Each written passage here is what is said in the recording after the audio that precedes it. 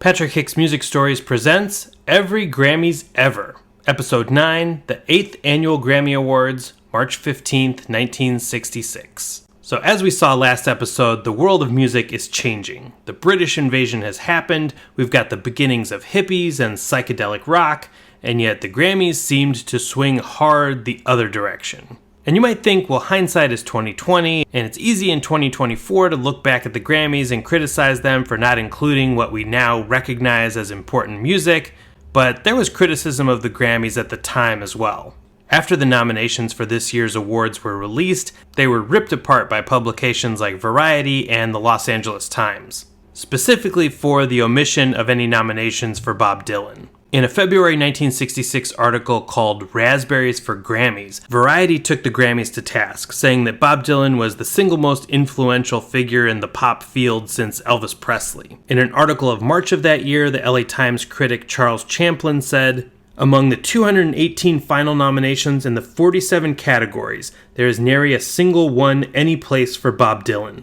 He said that Dylan has to be counted one of the most influential as well as one of the biggest money-spinning talents to emerge big in 1965. That article specifically refers to Dylan as the composer of the song Mr. Tambourine Man, and a band that had a hit with that song, The Byrds, did get a nomination for Best New Artist. And Dylan's influence was already seeping into the music of the Beatles, so his presence was felt at least a little bit at the Grammys.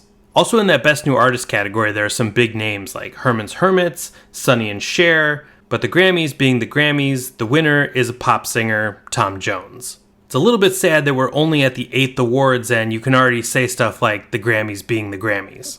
But actually, I don't even think Tom Jones is a bad choice. He had two monster singles that year, both It's Not Unusual and What's New Pussycat. It's not unusual to be lonely.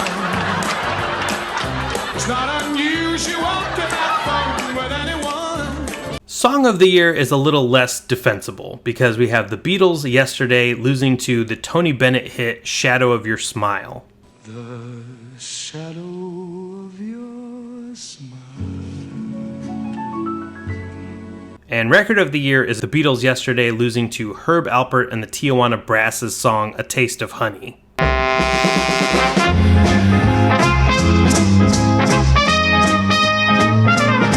There is one bright spot in the awards ceremony so far, and that is that James Brown gets his first nomination and win for the song Papa's Got a Brand New Bag. And here are the nominations for Album of the Year. You've got a soundtrack, of course. The Sound of Music is nominated. Herb Alpert and the Tijuana Brass are nominated for Whipped Cream and Other Delights. We see Eddie Arnold get nominated for the album My World. Previous winner Barbra Streisand is back with My Name is Barbara. Another previous winner, Frank Sinatra, is back with September of My Years. And the Beatles get their first Album of the Year nomination for Help. Now before we get to the winner, let's talk about some albums that were not nominated. And this is the year where things truly go off the rails.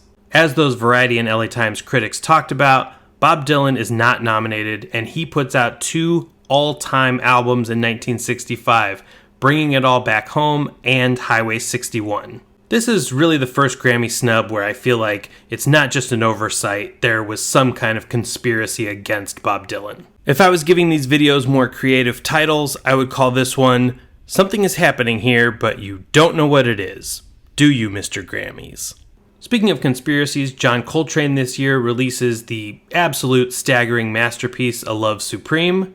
And surprisingly, Coltrane actually gets his first Grammy nominations. He gets 2 nominations in jazz categories, and he loses both. We also have the Nina Simone album, I Put a Spell on You. Nina Simone has had a bunch of great work. It's hard to say where the snub started, but this doesn't get nominated. And then, of course, we're continuing to see any other British invasion band besides the Beatles get left out. The Who, My Generation, Angry Young Them by Them, the Yardbirds, all have records this year that don't get nominated. And the Album of the Year Grammy goes to Frank Sinatra, September of My Years. Look, I know I've been angry this episode, but I'm not that angry about this. This is a great album. I love Sinatra. He becomes the first artist to win 2 Album of the Year awards. And in the battle of the old Grammy Guard versus the new upstarts, the old guard wins. For now. Thanks for tuning in. I'll see you next time for the highs and lows of the 9th Annual Grammy Awards in 1967. I'm in the autumn of the year. I think I swallowed a shot glass.